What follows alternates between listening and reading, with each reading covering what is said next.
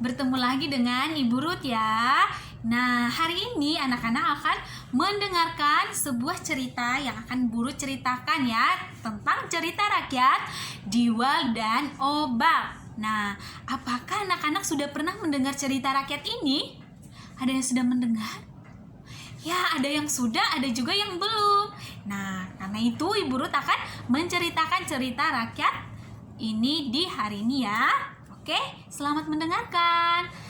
Nah, anak-anak, Diwal dan Ombak ini adalah nama sepasang suami istri yang dipercayai sebagai nenek moyang dari penduduk di Kabupaten Manggarai.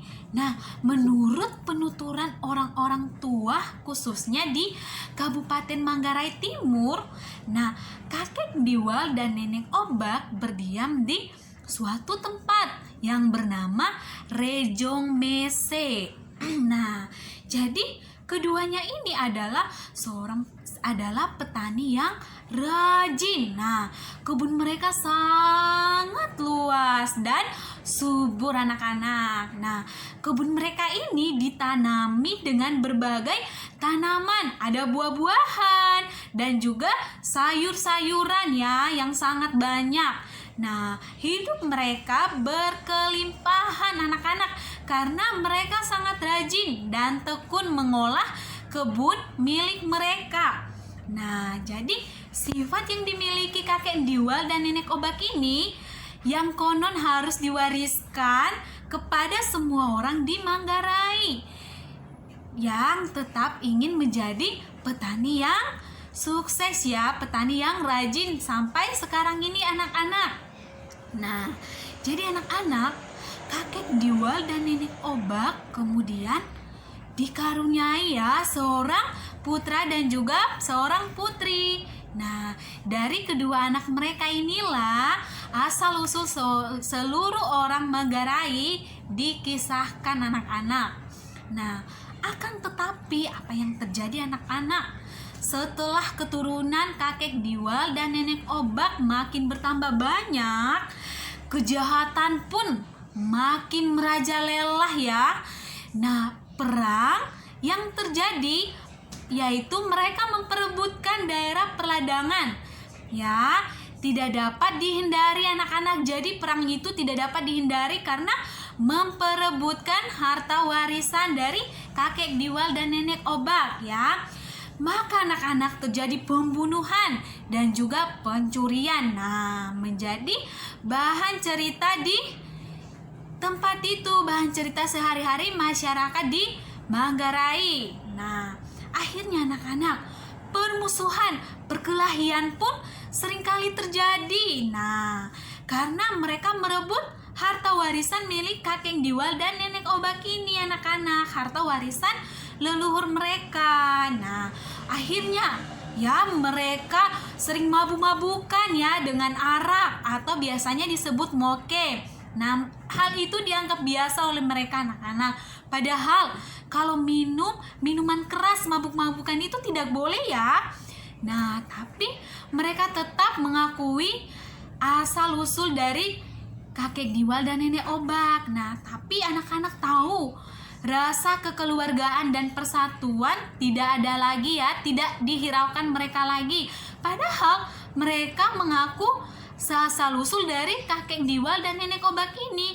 Namun ya rasa kekeluargaan mereka tuh sama sekali sudah tidak dihiraukan lagi anak-anak. Nah, akhirnya anak-anak, mereka ini telah melanggar contoh dan teladan dari kakek Diwal dan nenek Obak ini anak-anak. Nah, maka konon kata yang punya cerita ini anak-anak, hati kakek Diwal dan nenek Obak ini menjadi kesal sekali dan mereka sedih anak-anak. Lalu anak-anak, mereka berdoa kepada Mori Kraeng. Nah, ada yang tahu Mori Kraeng ini apa?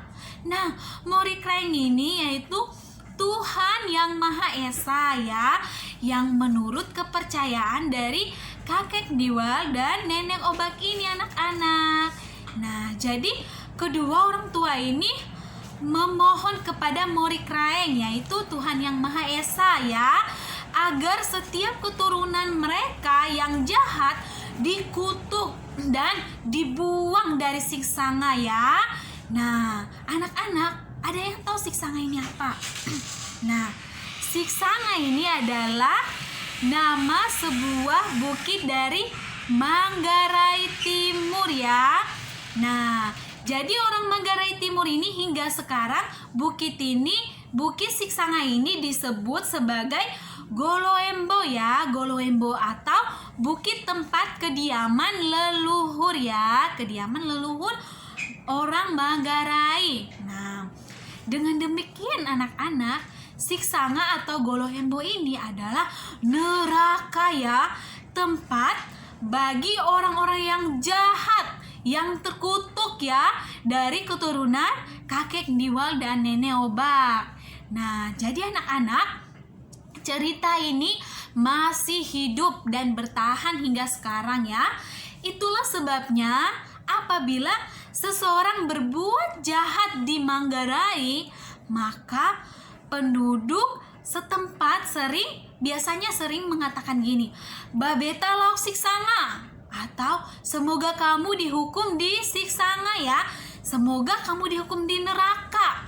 Nah, anak-anak, Diwal dan Obak ini sepasang kakek dan nenek yang mungkin pernah hidup ya, tetapi mereka kini telah tiada. Nah, namun keprihatinan mereka adalah keprihatinan dari setiap orang tua terhadap anak cucunya yang jahat ya.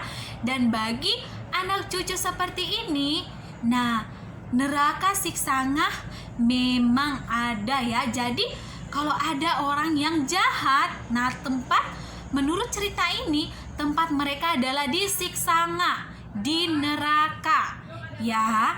Jadi anak-anak, apa yang kita pelajari dari cerita rakyat Diwal dan Obak ini anak-anak? Nah, yang harus kita pelajari adalah yang pertama, kita harus rajin ya, seperti kakek Diwal dan nenek Obak ya, merawat dan juga menjaga kebunnya itu ya, sehingga hasil-hasil yang ada di kebunnya itu sangat banyak ya, karena mereka merawat dengan baik ya. Nah, yang kedua, kita tidak boleh seperti keturunannya kakek Diwal dan nenek Obak ini yang jahat ya, yang sering melakukan pembunuhan, pencurian ya. Kita tidak boleh seperti itu. Itu tindakan yang tidak baik anak-anak ya. Tuhan tidak suka kita membunuh, kita mencuri, karena itu adalah melanggar dosa, melanggar perintah Tuhan anak-anak ya. Kita tidak boleh mabuk-mabukan juga, itu tidak boleh ya. Itu perbuatan yang sangat tidak baik, yang melanggar perintah Allah. Ya, Allah sangat marah kalau kita seperti itu ya anak-anak. Jadi yang harus kita lakukan adalah kita harus berbuat baik ya. Kita harus seperti kakek Diwal dan nenek Obak ini yang rajin ya, yang rajin merawat hasil-hasil kebunnya ini sehingga mereka berkelimpahan ya. Itu yang harus kita pelajari dari kakek Diwal dan nenek Obak ini ya. Kita tidak boleh belajar dari keturunan kakek Diwal dan nenek Obak ini ya anak-anak. Oke? Jadi seperti itu anak-anak ya. Nah, sekian dari cerita rakyat dari kakek Diwal dan nenek Obak. Semoga bermanfaat ya untuk anak-anak ya. Oke, bye-bye.